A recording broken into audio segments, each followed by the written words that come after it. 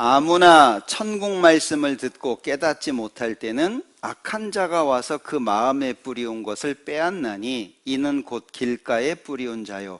이 말씀을 읽다가 어떻게 계속 그동안에는 생각했냐면, 이게 하나님의 말씀을 듣고 구원을 받기 위해서는 좋은 땅이 돼야 되는데, 이 길가에 뿌리온 이 마음은 길바닥 같은 마음이니까 주님의 말씀이 마음속에 들어가지 않는, 이 구원받지 못하는 쪽으로 많이 생각을 했거든요. 근데 어느 날 이 말씀을 읽는데 내가 이 마음일 수도 있겠다, 그 생각이 드는 거예요.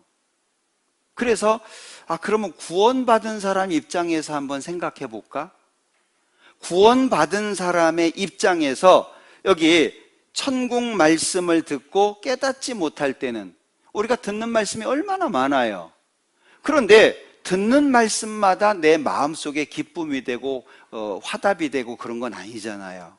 어떤 때는 말씀 들었는데 남는 게 아무것도 없고요. 자, 여기 악한 자가 와서 그 마음에 뿌리온 것을 빼앗나니 이는 곧 길가에 뿌리온 자예요. 이 길가가 고랑 있죠, 고랑. 이렇게 밭에 보면 씨를 뿌리기 위해서 이렇게, 그걸 뭐라 그럽니까? 이걸 만들잖아요. 예? 이걸 뭐라 그래요? 예? 둠? 두둠? 두둠이라 그래요? 예, 이렇게 만들잖아요. 그 사이의 길 있죠? 거길 얘기하는 거예요. 이렇게 밟고 지나가는 거기 말이에요. 그러니까 이 밟고 지나가니까 이게 땅이 딱딱해져 가지고 씨를 뿌려도 이 속으로 안 들어가는 거예요.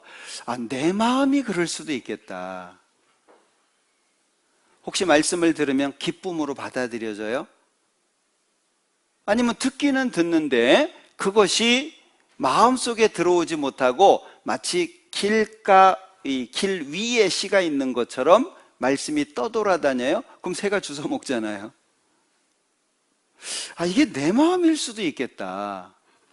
20절, 돌밭에 뿌리었다는 것은 말씀을 듣고 즉시 기쁨으로 받되 그 속에 뿌리가 없어 잠시 견디다가 말씀을 인하여 환난이나 핍박이 일어날 때에는 곧 넘어지는 자예요. 우리도 그럴 수 있죠. 이게 구원받은 내 마음과 비교해 보니까는요, 이게 너무 교훈이 많이 됐어요. 그 전에는 읽을 때마다 이 돌밭에 있으면 구원 못 받아, 길가에 있으면 구원 못 받아, 말씀 안 들어가는데 가시떨기에 있으면 못 받아, 이렇게만 생각했는데 어느 날 이게 내 마음으로 이렇게 생각이 된 거예요. 내가 이런 마음일 수 있겠구나. 그러니까 22절에 가시떨기에 뿌렸다는 것은 말씀을 들으나 세상의 염려와 재리의 유혹에 말씀이 막혀. 우리도 그럴 때 많죠? 이게 내 마음이구나, 내 마음. 사실 주님께서는 나를 주님의 뜻대로 이끌어 가시려고 애를 많이 쓰고 계신데 나는 그 말씀을 받아들이지 못해가지고 주님의 뜻대로 성장하지 못하는 그런 모습을 갖추고 있다는. 어떤 때는 교회에서 뭘 한다 그러면 저런 걸 왜 할까 이럴 수도 있고, 집회를 왜 이렇게 많이 하냐, 모임은 왜 이렇게 많냐, 그럴 수도 있잖아요.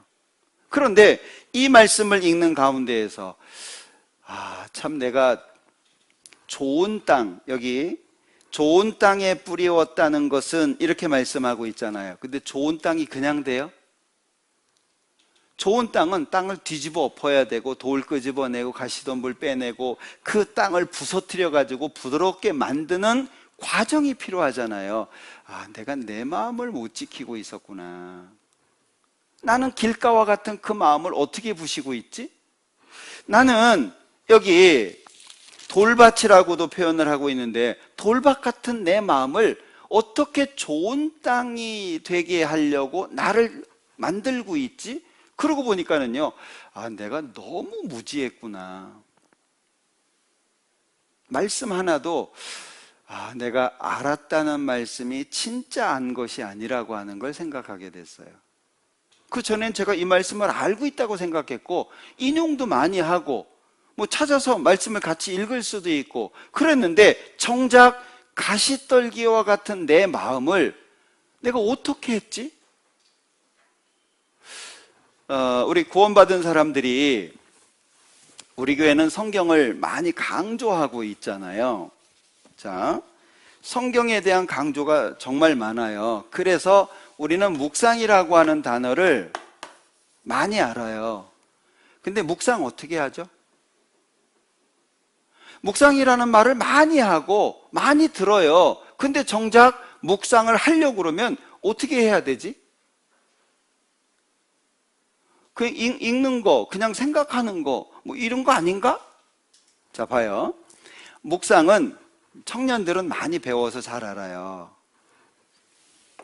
처음에는 관찰한다 그래요. 전체적인 흐름을 이해하는 거예요. 그 내용 있잖아요. 우리 성경 보면 동그라미와 동그라미가 중간중간에 있죠. 성경에 보면 그 동그라미와 동그라미 사이의 내용은 연결된 문장이라고 하는 걸 표시해 둔 거예요. 자, 내용의 흐름을 이해하는 거예요. 그걸 관찰이라고 해요. 그 다음에 두 번째 하는 것은 해석이에요. 해석이라고 하는 것은 뭐 성경을 연구하는 사람들이 뭐 강의하는 것은 그런 것이 아니고요. 관찰된 내용 속에서 나하고 연결되는 거. 성경 읽는다고 해가지고 다 내 마음에 들어오지 않잖아요. 성경을 읽는데 내 마음에 구체적으로 연결되는 것들이 있어요. 그걸 해석이라고 표현한 거예요. 그 다음에 세 번째가 뭐냐면 적용이에요. 나한테 구체적으로 적용을 시키는 거예요. 그러면 묵상의 목적이 뭐죠? 적용인 거예요. 성경 말씀대로 살려고 성경을 배우는 거예요. 근데 이게 자칫 잘못하면 지식으로 끝나버려요. 그러면 적용을 하려면 내가 할 수 있는 부분에 대한 기준을 세워야 될 거 아니에요. 기준을. 자, 기준을 세웠으면 그 기준이 실행될 수도 있고 안 될 수도 있잖아요. 뭐 예를 들면 하루에 성경을 한 장은 읽어야 되겠다. 그런데 어떤 날은 되고 어떤 날은 안 될 수도 있잖아요. 그러면 그 다음에 실행한 것에 대해서 결과 있잖아요. 결과. 왜 내가 못 읽었을까? 따져보는 거예요. 내가 시간을 잘 활용을 못했을까? 아니면 마음을 쓰지 못했을까? 아니면 내가 엉뚱한 생각 때문에 시간을 허비해 버렸을까? 이런 걸 따져보는 거예요. 그렇게 해서 내가 세운 기준이 다시금 세워질 수 있도록 반복하는 거예요. 기억하셔야 될 것은 묵상의 목적은 적용하는 거예요. 그런데 묵상한다고 해놨는데 우리 왜 매년 연초에 표대 말씀 정하잖아요. 근데 한 2월, 3월 가면 뭘 정했는지 까먹죠. 많으실걸요? 분명히 표대는 잡았어요. 언제 뭘 잡았는지 기억이 안 나는 거예요. 왜? 뭐가 없었죠? 적용을 안 한 거예요. 예. 자, 우리가 말씀을 배울 때 이 말씀이 구체적으로 나하고 적용될 수 있도록 배우는 것이 중요해요. 그러면 모든 말씀이 누구한테 하는 거죠? 예, 그 마음이 중요해요.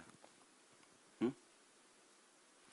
모든 말씀이 하나님께서 나한테 하고 계시는구나, 이것을 기억해야 된다는 거예요.